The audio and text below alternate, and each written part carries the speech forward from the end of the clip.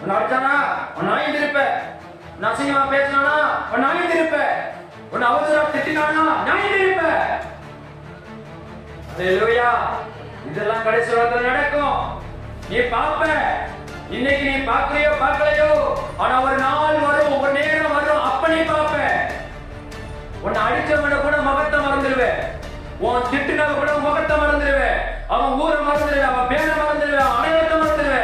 ஆனால் தேவன் மறைப்பதில்லை, தேவன் மறைப்பதில்லை. உன்னை அடித்தவனை நீ மறந்திருக்கலாம், உன்னை அசிங்கப்படுத்தினவனை நீ மறந்திருக்கலாம், ஆனா தேவன் மறப்பதில்லை, ஆண்டவர் மறப்பது இல்லை.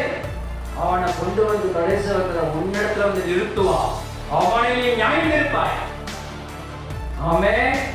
அல்லேலூயா.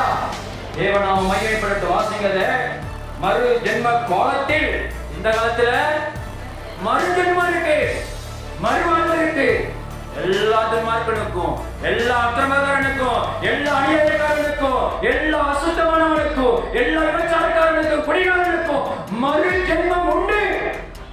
அவன் எவ்வளவு பெரிய அதிகாரியா இருக்கலாம், எவ்வளவு பெரிய அரசாங்கத்தில் அதிபதியா இருக்கலாம், எவ்வளவு அரசாங்கத்தை நடக்கலாம், அவனுக்கும் கர்த்தர் மறு ஜென்மத்தை கொடுத்திருக்கிறார், மறுவாழ்வை கொடுத்திருக்கிறார்.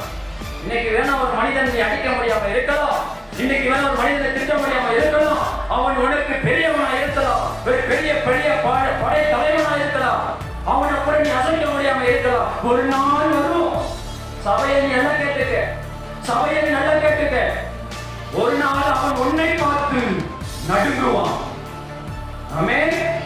இன்னைக்கு லாசரு பிச்சை தரிக்கிறோம், சோறு கிடைக்கல, தண்ணி கிடைக்கல, போட்டுக்க ட்ரெஸ் இல்ல, ஆனா அவனும் மரித்தான்.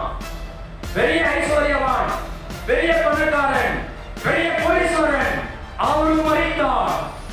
அந்த மரித்தவன் நரகம் சென்றான். அந்த ஏழையாக இருந்த, பிச்சைக்காரனாக இருந்த, சொத்துக்கு வழி இல்லாதவன் இருந்தவன் பரலோகம் சென்றான்.